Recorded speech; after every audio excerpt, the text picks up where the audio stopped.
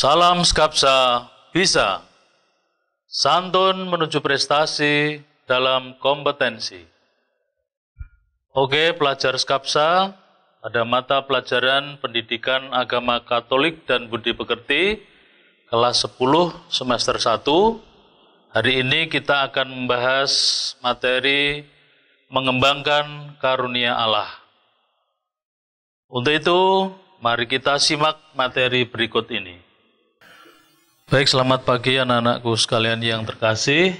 Pada hari ini kita akan melanjutkan materi yang kedua, melanjutkan materi yang minggu lalu dengan tema mengembangkan karunia Allah.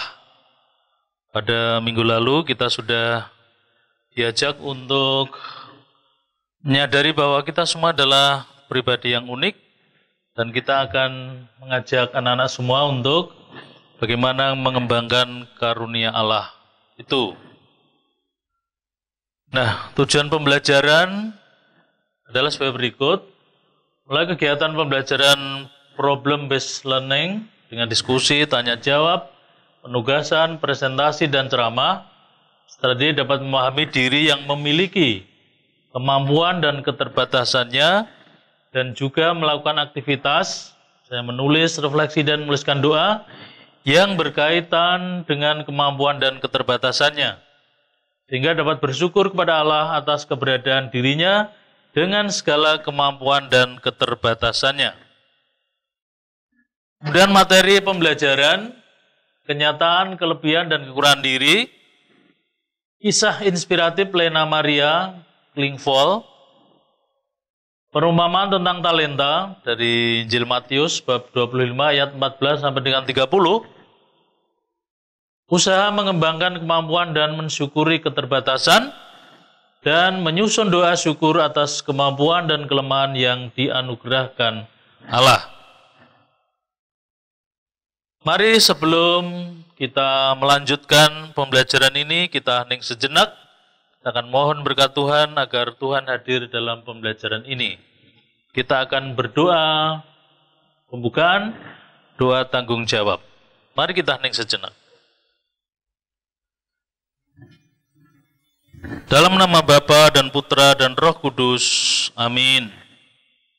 Allah sumber segala sesuatu, Engkau memberikan talenta untuk kami kembangkan. Engkau memuji para hamba yang baik dan setia, yang dengan penuh tanggung jawab mengembangkan talenta yang mereka terima. Buatlah kami bersikap tanggung jawab terhadap Yesus, supaya kami ingat bahwa Ia begitu mengasihi kami dan telah mempertaruhkan nyawanya demi kami.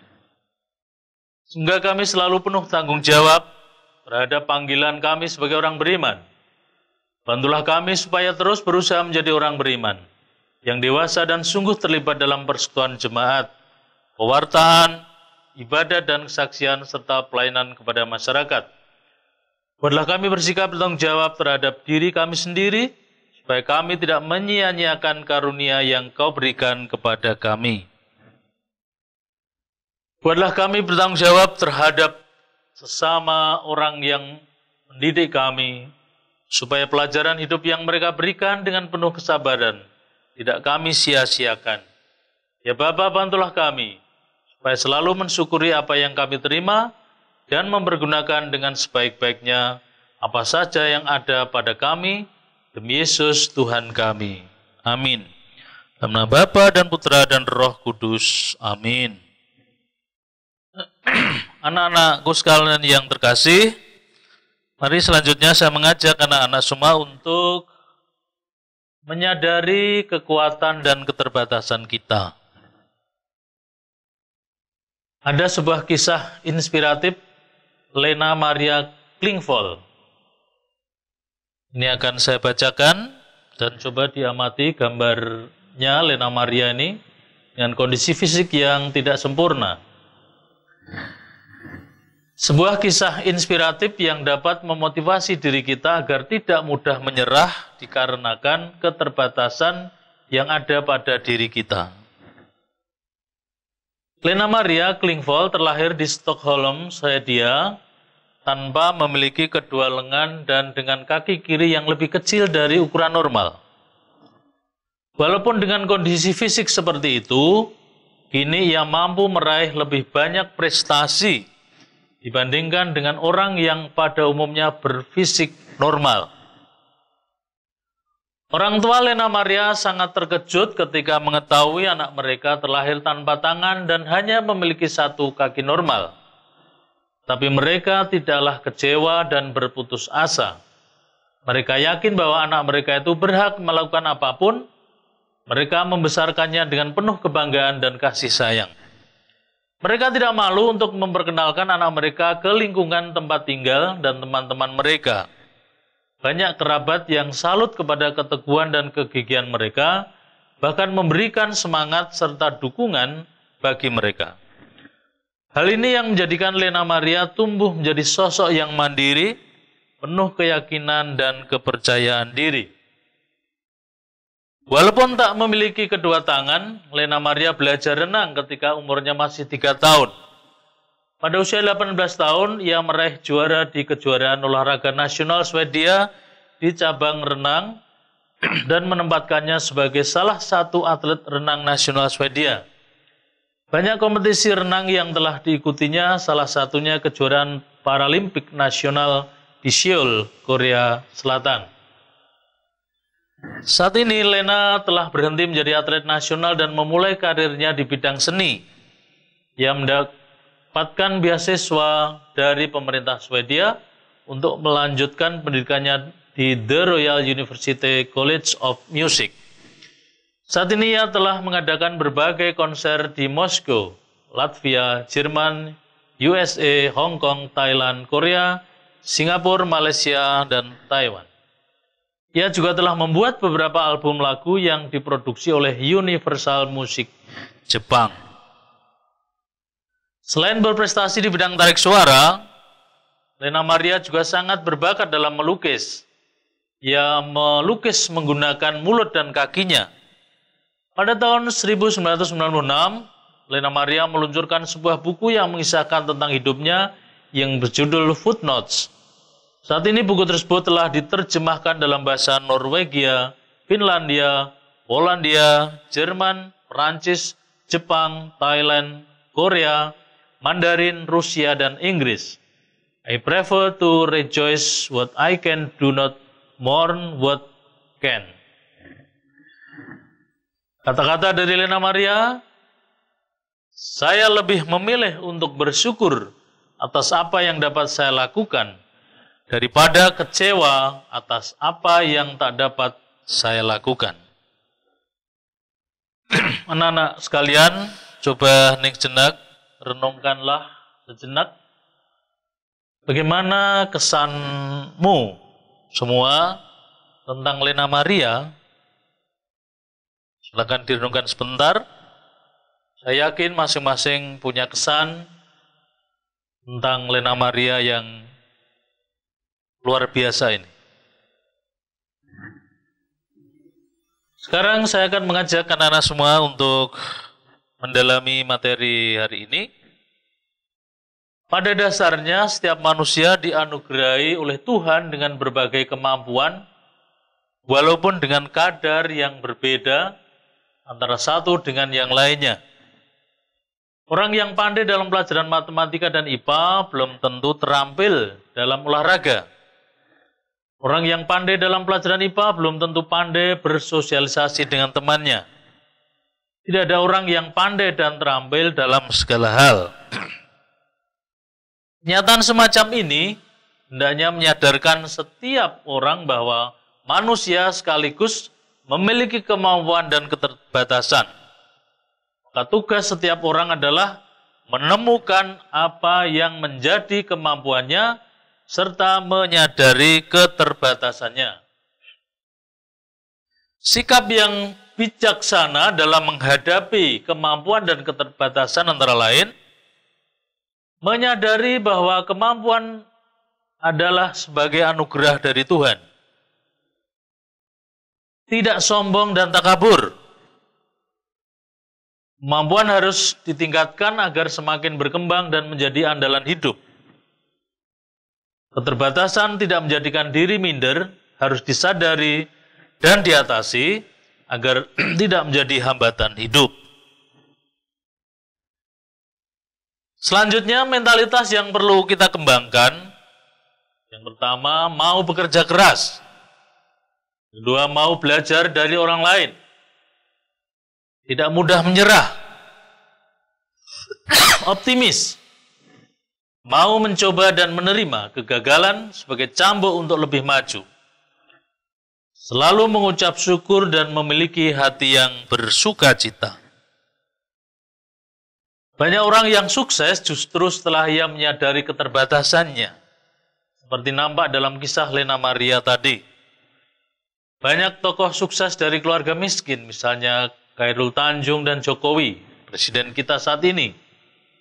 Tapi kemiskinan itu justru menumbuhkan tekad untuk menunjukkan bahwa sukses itu hak semua orang. Ia tidak mau orang lain melecehkan kemiskinan ekonominya. Ia ingin orang lain menghargai dirinya sebagai pribadi yang bermartabat. Itulah sebabnya ia belajar dengan keras dan meraih prestasi yang gemilang. Anak-anakku sekalian yang terkasih, selanjutnya mari kita lihat bagaimana pesan kitab suci tentang mengembangkan karunia Allah. Pesan kitab suci tentang panggilan mengembangkan anugerah Allah.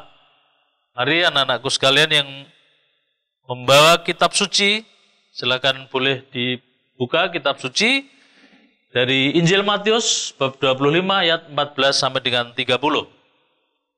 Mari kita baca dan saya akan membacakan, anak-anak bisa mengikuti juga untuk membaca dalam hati.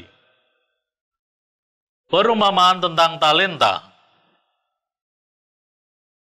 Sebab hal kerajaan surga sama seperti seorang yang mau bepergian ke luar negeri, yang memanggil hamba-hambanya dan mempercayakan hartanya kepada mereka. Yang seorang diberikannya 5 talenta, yang seorang lagi 2, dan yang seorang lain 1. Masing-masing menurut kesanggupannya, lalu ia berangkat. Segera pergilah hamba yang menerima 5 talenta itu. Ia menjalankan uang itu lalu beroleh laba 5 talenta. Hamba yang menerima 2 talenta itu pun berbuat demikian juga dan berlaba 2 talenta. Tetapi hamba yang menerima 1 talenta itu pergi dan menggali lubang di dalam tanah, lalu menyembunyikan uang tuannya. Lama sudah itu pulanglah tuan hamba-hamba itu lalu mengadakan perhitungan dengan mereka. Hamba yang menerima 5 talenta itu datang dan ia membawa laba 5 talenta, katanya, Tuan, 5 talenta Tuhan percayakan kepadaku. Lihat, aku telah beroleh laba 5 talenta. Maka kata tuannya itu kepadanya, baik sekali perbuatanmu itu, hai hambaku yang baik dan setia. Kau telah setia dalam perkara kecil, aku akan memberikan kepadamu tanggung jawab dalam perkara yang besar. Masuklah dan turutlah dalam kebahagiaan tuanmu. Lalu datanglah hamba yang menerima 2 talenta itu, katanya, Tuan, 2 talenta Tuhan percayakan kepadaku, lihat, aku telah beroleh laba 2 talenta. Maka kata tuannya itu kepadanya, baik sekali perbuatanmu itu, hai hambaku yang baik dan setia. Kau telah setia memikul tanggung jawab dalam perkara yang kecil, aku akan memberikan kepadamu tanggung jawab dalam perkara yang besar. Masuklah dan turutlah dalam kebahagiaan Tuanmu.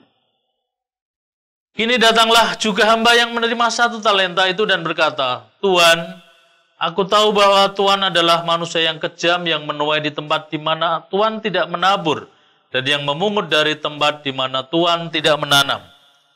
Karena itu aku takut dan pergi menyembunyikan talenta Tuan itu di dalam tanah. Ini terimalah kepunyaan Tuan. Maka jawab tuannya itu, hai kamu hamba yang jahat dan malas. Jadi kamu sudah tahu bahwa aku menuai di tempat di mana aku tidak menabur dan memungut dari tempat di mana aku tidak menanam. Karena itu sudahlah, seharusnya uangku itu kau berikan kepada orang yang menjalankan uang, supaya sekembaliku aku menerimanya serta dengan bunganya. Sebab itu ambillah talenta itu daripadanya dan berikanlah kepada orang yang mempunyai 10 talenta itu. Karena setiap orang yang mempunyai kepadanya akan diberi sehingga berkelimpahan, tetapi siapa yang tidak mempunyai apapun juga yang ada padanya akan diambil daripadanya. Dan campakkanlah hamba yang tidak berguna itu ke dalam kegelapan yang paling gelap. Di sanalah akan terdapat ratap dan kertak gigi.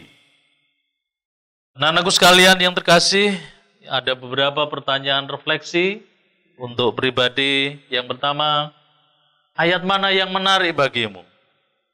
Tentu ada ayat yang sangat menarik. Apa maknanya bagimu? Untuk masing-masing.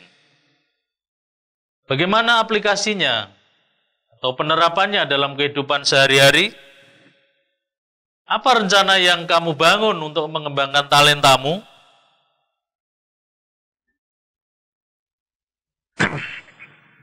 Sekarang mari saya mengajak untuk lebih menghayati panggilan Tuhan untuk mengembangkan anugerah yang dimiliki. Ada satu kisah, yaitu tentang kisah pensil. Pada awal mula, pencipta pensil berbicara kepada pensil dengan mengatakan, ada 5 hal yang harus kamu ketahui sebelum aku mengirimkanmu ke dunia. Ingatlah itu selalu dan kamu akan menjadi pensil terbaik sesuai potensimu. Pertama, kamu akan mampu melakukan banyak hal besar, tetapi hanya jika kamu membolehkan dirimu dipegang oleh tangan seseorang. Kedua, kamu akan mengalami peruncingan yang menyakitkan dari waktu ke waktu. Tetapi hal ini dipersyaratkan jika kamu ingin menjadi sebuah pensil yang lebih baik. 3. Kamu memiliki kemampuan untuk mengoreksi kesalahan apapun yang kamu perbuat. 4. Bagian terpenting akan selalu berupa apa yang berada di dalam. 5. Betapapun kondisinya, kamu harus terus menulis. Kamu harus selalu meninggalkan suatu tanda yang jelas. Terbaca betapapun sulitnya situasi. Sang pensil mengerti, berjanji untuk mengingat, dan pergi ke dalam kota. Ia benar-benar memahami maksud penciptanya. Anak-anakku sekalian yang terkasih, sekarang tempatkan dirimu pada posisi pensil. Ingatlah selalu hal itu dan jangan pernah lupa. Dan kamu akan menjadi orang terbaik sesuai dengan potensimu. 1. Kamu akan mampu melakukan banyak hal besar, tapi hanya jika kamu mau membolehkan dirimu dipegang oleh tangan Tuhan. Dan biarkan orang-orang lain bertemu denganmu untuk mendapatkan pemberian yang kamu miliki. 2. Kamu akan mengalami peruncingan yang menyakitkan dari waktu ke waktu dengan menghadapi berbagai masalah. Tetapi kamu akan memerlukan hal itu untuk menjadi seorang yang lebih kuat. 3. Kamu akan mampu mengoreksi berbagai kesalahan yang mungkin akan kamu perbuat agar bertumbuh melalui pelbagai kesalahan itu. 4. Bagian terpenting dalam dirimu selalu berupa apa yang berada di dalam. 5. Pada permukaan apapun yang kamu jalani, kamu harus meninggalkan tandamu. Betapapun situasinya, kamu harus terus mengabdi pada Tuhan dalam segala hal. Anak-anakku sekalian yang terkasih, setiap orang ibarat sebuah pensil. Ia diciptakan oleh pencipta untuk suatu maksud yang unik dan spesial. Hal seperti ini pernah dikatakan Mother Teresa dalam wawancara dengan Edward Desmond dari majalah Time tahun 1990. Saya hanya pensil kecil di tangan Tuhan. Dia yang berpikir, dia yang menulis. Pensil itu tidak bisa apa-apa. Ia hanya digunakan. Saya merasa Tuhan ingin memperlihatkan kebesarannya dengan menggunakan ketiadaan. Dengan pengertian dan usaha terus-menerus, terus mengingat, mari kita maju terus dalam hidup kita di bumi ini dengan memiliki sebuah tujuan yang bermakna dalam hati kita dan suatu hubungan dengan Tuhan tiap hari. Anda diciptakan untuk melakukan hal-hal besar. Anak-anakku sekalian, saya akan memberikan penegasan sedikit. Yesus memberikan gambaran seorang tuan yang memberikan talenta kepada hamba-hambanya. Ia pun menindak tegas kepada seorang hamba yang tidak mau mengembangkan talenta dan hanya memendamnya ke dalam tanah. Setiap orang diberi talenta oleh Tuhan. Mereka harus mengembangkan dan menggunakan talenta itu sebagaimana mestinya. Mengembangkan talenta sebagaimana mestinya adalah panggilan dan tuntunan orang beriman Kristiani. Kita harus mengembangkan bakat yang kita miliki karena Tuhan telah memberikan talenta kepada manusia ciptaannya sesuai dengan kemampuan yang dimiliki manusia masing-masing. Kita harus seperti hamba yang pertama dan hamba yang kedua yang mengembangkan talenta yang mereka punya dengan baik. Kita tidak boleh mencontoh hamba yang ketiga yang hanya mengubur talentanya tanpa berusaha untuk mengembangkannya. Allah akan sedih dan kecewa karena kita hanya memendam bakat yang kita miliki. Terlebih kita merasa iri hati terhadap kemampuan yang orang lain miliki. Allah memberikan masing-masing talenta kepada umatnya dan talenta itu harus kita syukuri serta kita kembangkan.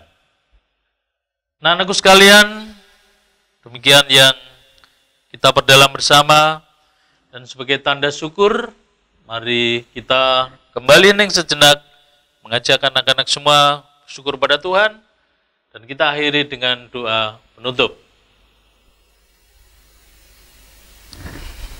Dalam nama Bapa dan Putra dan Roh Kudus, amin. Dengan permainan kecapi, mazmur, nyanyian, kiranya Allah mengasihani kita dan memberkati kita, kiranya Ia menyinari kita dengan wajah-Nya, supaya jalanmu dikenal di bumi dan keselamatanmu di antara segala bangsa. Kiranya bangsa-bangsa bersyukur kepadamu, ya Allah, kiranya bangsa-bangsa semuanya bersyukur kepadamu. Kiranya suku-suku bangsa bersukacita dan bersorak-sorai, sebab Engkau memerintah bangsa-bangsa dengan adil dan menuntun suku-suku bangsa di atas bumi. Kiranya bangsa-bangsa bersyukur kepadamu, ya Allah. Kiranya bangsa-bangsa semuanya bersyukur kepadamu. Tanah telah memberi hasilnya, Allah, Allah kita memberkati kita. Allah memberkati kita, kiranya segala ujung bumi takut akan Dia. Kemuliaan Bapa dan Putra dan Roh Kudus, seperti pada permulaan, sekarang, selalu, dan sepanjang segala abad. Amin. Dalam nama Bapa dan Putra dan Roh Kudus. Amin. Anak-anak sekalian, untuk penugasan setelah ini ada satu tugas yang nanti dikerjakan. Tuliskan di dalam buku tugas anak-anak sekalian. Tugasnya hanya satu, yaitu susunlah doa syukur atas talenta yang Anda miliki. Susunlah doa syukur atas talenta yang Anda miliki, minimal 30 kalimat, supaya tidak terlalu pendek ya. 30 kalimat. Kemudian teknis pengiriman tugas difoto, dikirim ke Google Classroom, bisa ke WA Group, PJJ Agama Katolik, atau bisa juga ke WA Japri 081235985866 atas nama Bapak Heru Morsito. Demikian anak-anak, terima kasih atas perhatiannya. Sampai ketemu, Tuhan Yesus memberkati kita. Amin. Baiklah pelajar Skapsa, demikian materi hari ini mengenai tema mengembangkan karunia Allah.